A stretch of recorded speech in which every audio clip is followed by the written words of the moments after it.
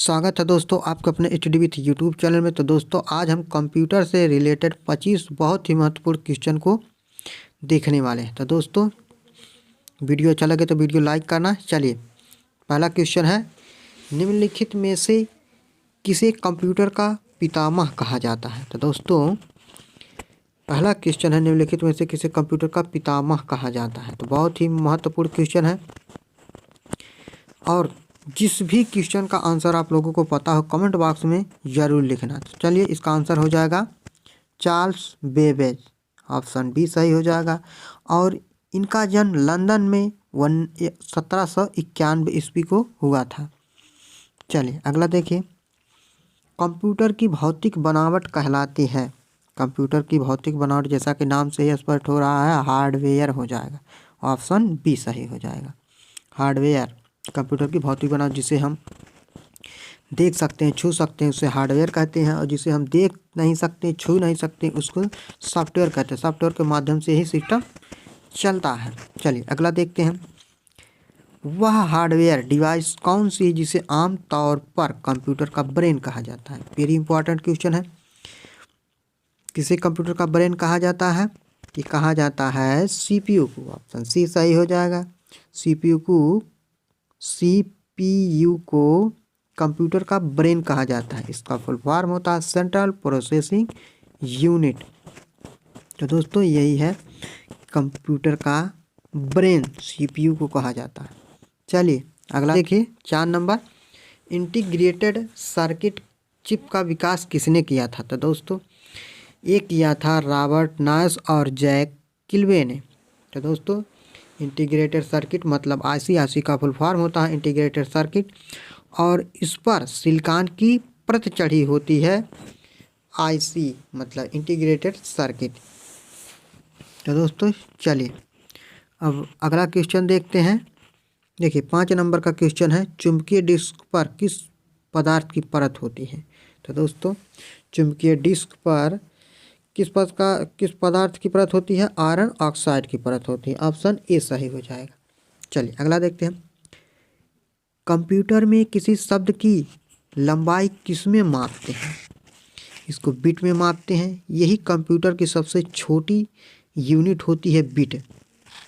तो दोस्तों ये आंसर हो जाएगा बिट। चलिए अब इसके बारे में थोड़ा और देख लेते हैं। देखिए पहला क्या है कि 8 बिट बराबर 1 बाइट होता है, और 1024 बाइट बराबर 1 KB होता है मतलब किलो बाइट। 1024 KB बराबर होता है 1 MB मतलब मेगा बाइट। 1024 MB बराबर होता है 1 GB, GB का मतलब गीगा बाइट। 1024 GB बराबर होता है 1 TB मतलब टेरा बाइट। 1024 TB बराबर होता है 1 PB 1 PB मतलब पेटा बाइट। तो दोस्तों इसी तरह से सीरियल से चलता है, और कंप्यूटर की सबसे छोटी इकाई बिट ही होती है। चलिए अक्षरों तथा चिन्हों को बाइटों में स्टोर करने की विधि को क्या कहते हैं। तो दोस्तों इसको कोडिंग सिस्टम कहते हैं। अक्षरों एवं चिन्हों को बाइटों में स्टोर करने की विधि को कोडिंग सिस्टम कहते हैं। चलिए अगला देखिए 1024 बाइट बराबर होता है 1024 बाइट बराबर होता है 1 KB मतलब 1 किलो बाइट। चलिए अगला देखते हैं, किसी प्रोग्राम में बग को क्या कहा जाता है। तो दोस्तों बग का मतलब होता है त्रुटि, मतलब कोई कमी हो। इसका ऑप्शन बी सही हो जाएगा, एरर। एरर का मतलब होता है कोई त्रुटि हो। चलिए अगला देखते हैं, डिजिटल कंप्यूटर किस सिद्धांत पर कार्य करता है। तो डिजिटल कंप्यूटर किस सिद्धांत पर कार्य करता है, गणना के सिद्धांत पर कार्य करता है। तो दोस्तों इसका आंसर ए सही हो जाएगा। चलिए अगला देखते हैं, सर्वाधिक तेज गति का प्रिंटर कौन सा है। दोस्तों सर्वाधिक तेज गति का प्रिंटर कौन सा है, इसका आंसर लेजर प्रिंटर हो जाएगा। तो दोस्तों तेज गति का मतलब ये होता है कि वो प्रति सेकंड में कितने पेज को प्रिंट करता है। लेजर प्रिंटर उच्च गुणवत्ता वाला पेज को प्रिंट करता है। चलिए अगला देखिए, सुपर कंप्यूटर अन्य कंप्यूटरों से किस संदर्भ में भिन्न होते हैं।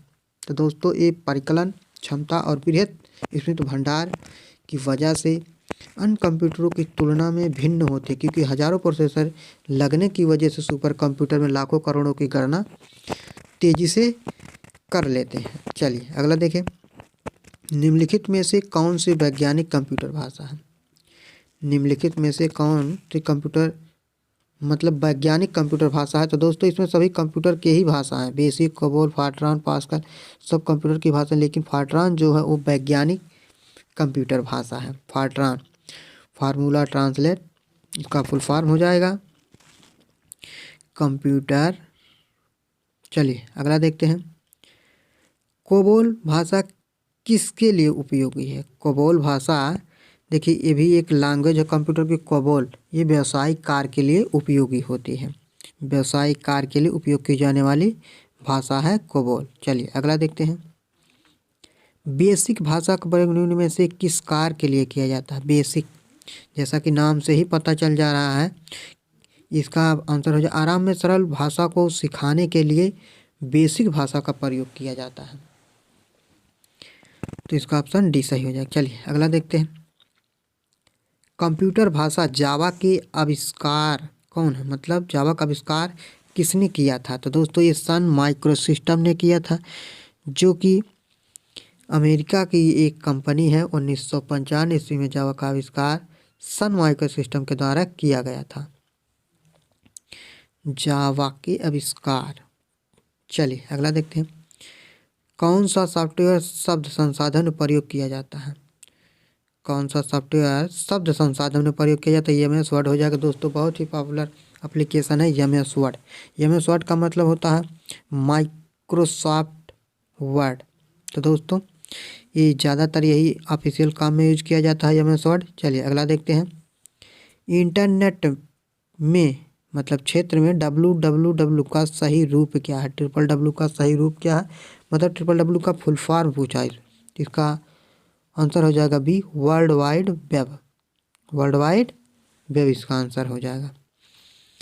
और www मतलब इसका आविष्कार किसने किया था? टिम बर्नर्स-ली ने किया था। चलिए अगला देखते हैं, रैम, रैम का पूर्ण रूप क्या है? मतलब रैम का फुल फॉर्म क्या है? तो दोस्तों इसका आंसर हो जाएगा A, random access memory. Random access memory. अब देखिए रैम का हो गया, रैम होती है अस्थाई मेमोरी होती है। उसी तरह फिर रोम होता है रीड ओनली मेमोरी, ये अस्थाई मेमोरी होती है, ये अस्थाई मेमोरी। चलिए अगला देखिए, कंप्यूटर में जाने वाले डेटा को क्या कहते हैं? बहुत ही सिंपल क्वेश्चन है। कंप्यूटर में जाने वाले डेटा को इनपुट कहते हैं, और प्रोसेसिंग होने के बाद जो डेटा आता है उसे आउटपुट कहते हैं। क्या कहते हैं? उसको आउटपुट कहते हैं। तो दोस्तों और एक बात बता दूं, देखिए इनपुट अक्सर करके एग्जाम में पूछा जाता है, इनपुट डिवाइस कौन, आउटपुट डिवाइस कौन है? जिससे इनपुट का मतलब ये होता है जिससे हम इनपुट सिस्टम को देते हैं, जैसे कीबोर्ड हो गया, माउस हो गया, उसको इनपुट कहते हैं। अब आउटपुट देखिए, आउटपुट में जैसे प्रिंटर हो गया, सबसे ज़्यादा यही पूछता है आउटपुट डिवाइस, प्रिंटर हो गया, इसी तरह होते हैं, मॉनिटर हो गया। चलिए अगला देखिए, कंप्यूटर के भाग जो गुणा घटा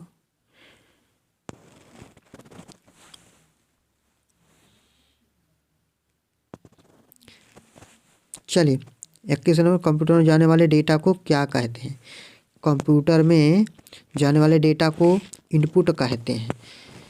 देखिए जाने वाले डेटा को इनपुट कहते हैं, प्रोसेसिंग होने के बाद जो मतलब रिजल्ट हमें प्राप्त होता है उसे आउटपुट कहते हैं। प्रोसेसिंग होने के बाद जो निकलता है उसे आउटपुट कहते हैं। अब और एक बात जान लेते हैं, इनपुट डिवाइस क्या होता है, आउटपुट डिवाइस कहते हैं, क्योंकि एग्जाम में यही पूछा जाता है। इनपुट डिवाइस का मतलब जैसे देखिए कीबोर्ड हो गया, माउस हो गया, स्कैनर हो गया, ये सब क्या है?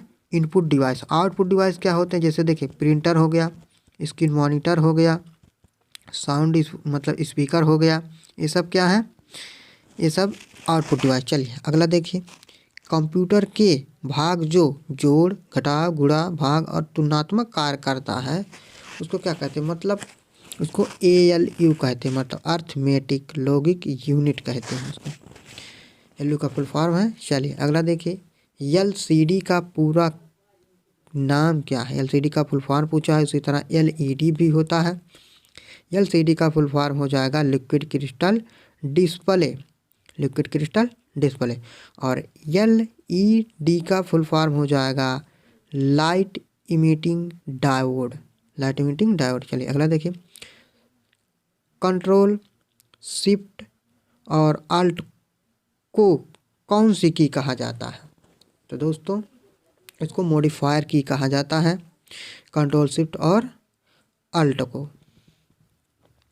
मॉडिफायर की कहा जाता है। चलिए अब अगला क्वेश्चन देखते हैं। देखिए 25 नंबर जो कि लास्ट क्वेश्चन, रैम किस प्रकार की मेमोरी?